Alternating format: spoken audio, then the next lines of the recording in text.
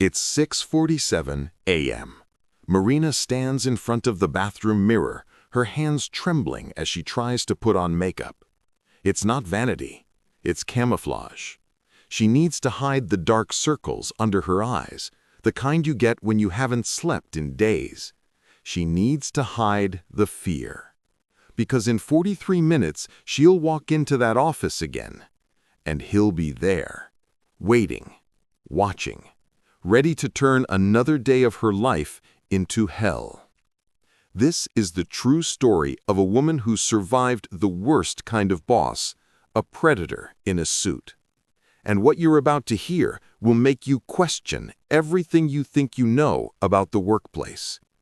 My name is Marina. Well, that's not my real name, but it's the one I'll use here.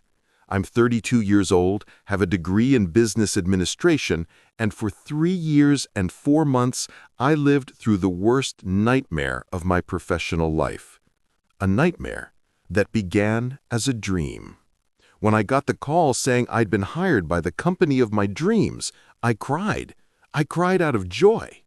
It was a respected multinational corporation, above-average salary, career growth plan, everything I had ever wanted. I didn't know I was signing a contract with the devil.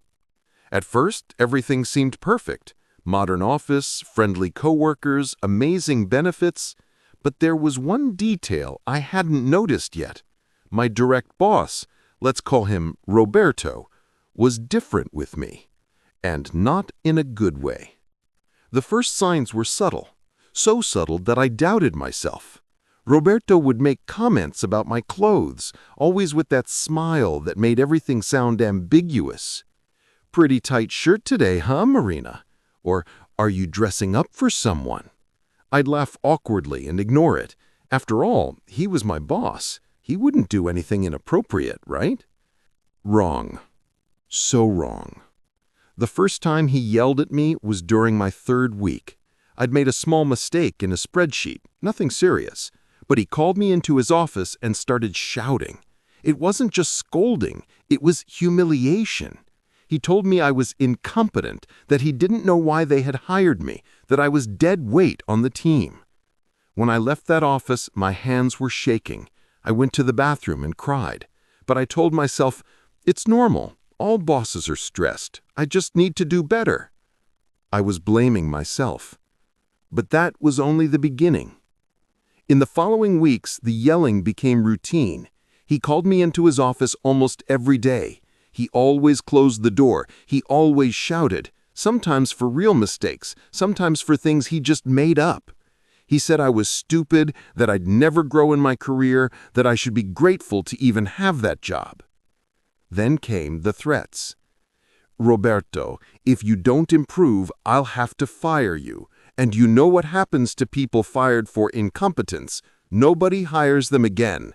Your name gets blacklisted. You'll become a professional, unemployed person." Those words echoed in my head every day. I had bills to pay. My mom was sick and I helped pay for her medicine. I couldn't lose that job. And he knew that. Roberto found my vulnerability and used it against me. He started overloading me with work. While my coworkers left at 6 p.m., I stayed until 10, sometimes midnight. He sent tasks through WhatsApp on weekends, and if I didn't reply immediately, Monday was pure hell. "Oh, so now you're too fancy to work on Saturday. Maybe you don't fit this company's culture, Marina." I started having insomnia. I'd wake up at 3 a.m. with my heart racing, terrified of making a mistake he could use against me. I lost 11 kilos in 2 months. My hair started falling out. But the worst part wasn't the work. The worst part was when he acted nice. Those were the most terrifying moments. He'd call me into his office, speak softly, ask if I was okay, say he cared about me. Then came the part that made my skin crawl. He'd put his hand on my shoulder, sometimes on my waist, and say, "You know you can count on me, right?" With that look that made me want to run. I froze. I couldn't react. And when I left that office, I felt dirty. But at the same time, I thought, Am I overreacting? Maybe he's just being kind. My friends started noticing something was wrong. I stopped going out. I stopped laughing. I was always tired. When they asked, I lied. I'm fine, just stressed from work. But I wasn't fine. I was falling apart. One day, on my way to work, I had a panic attack in traffic. My heart was pounding. I was sweating. I couldn't breathe. I had to pull over. I sat there for 20 minutes, trembling, thinking, I can't take this anymore. I just can't. But even that day, I went to work because I was afraid of being fired, afraid of disappointing my family, afraid to admit that I was letting a man destroy me. The breaking point came on a day I'll never forget. It was a Friday, right before a holiday. Everyone had left early, but he asked me to stay to finish an urgent report. I knew it wasn't urgent. He just didn't want me to leave. It was almost 9 p.m. when he walked into the room. He locked the door. My heart pounded. Marina, we need to talk about your performance. He came closer, stood beside me, and put his hand on my chair. You know I've been very patient with you, but patience has limits. He started listing all the things I'd supposedly done wrong, things from weeks ago, tiny mistakes, but his voice grew darker, more aggressive. He stepped even closer. I could smell the coffee on his breath. You need to show me that you're worth investing in, Marina. You need to show me you're dedicated. The tone, the look, the closeness, I understood exactly what he was implying. And something inside me broke. For the first time in months, I fought back. Stay away from me. My voice trembled, but it was firm. I know what you're doing, and this ends now. His face changed. The mask of the concerned boss fell off, and I saw who he really was. A small, cowardly man who used power to control and humiliate. How dare you talk to me like that? I'm your boss. You'll regret this. Monday, I want you in HR. You're fired. He slammed the door and left. I stood there shaking, but for the first time in months, I felt something different. It wasn't fear. It was anger and determination. That weekend, I didn't cry. I acted. I started gathering evidence. All the abusive emails, the WhatsApp messages sent on weekends, the excessive work hours logged in the system. I spoke to former employees and discovered I wasn't the only one.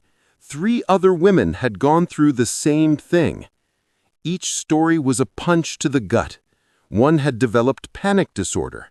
Another had tried to take her own life.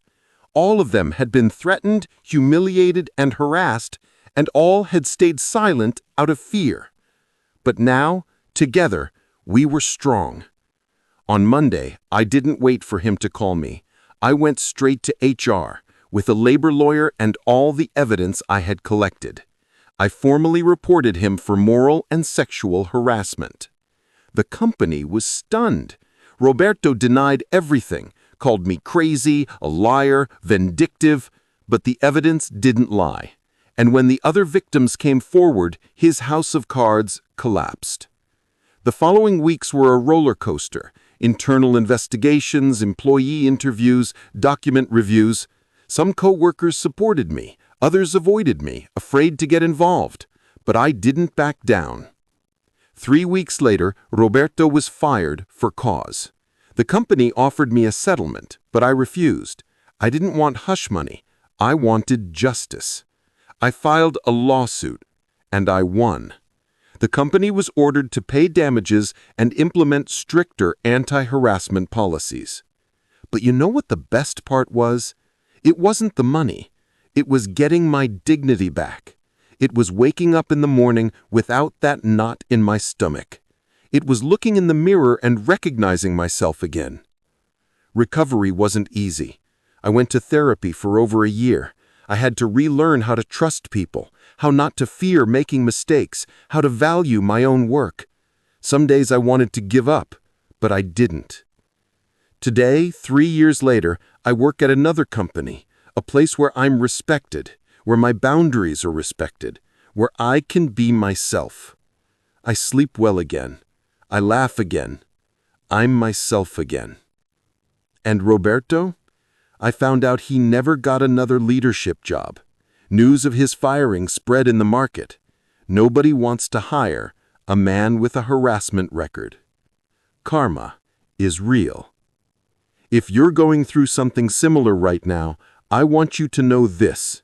It's not your fault. You're not exaggerating. You're not crazy. And you're not alone. Workplace abuse is real. Moral harassment destroys lives, and the more we talk about it, the more people find the courage to speak up. You deserve respect.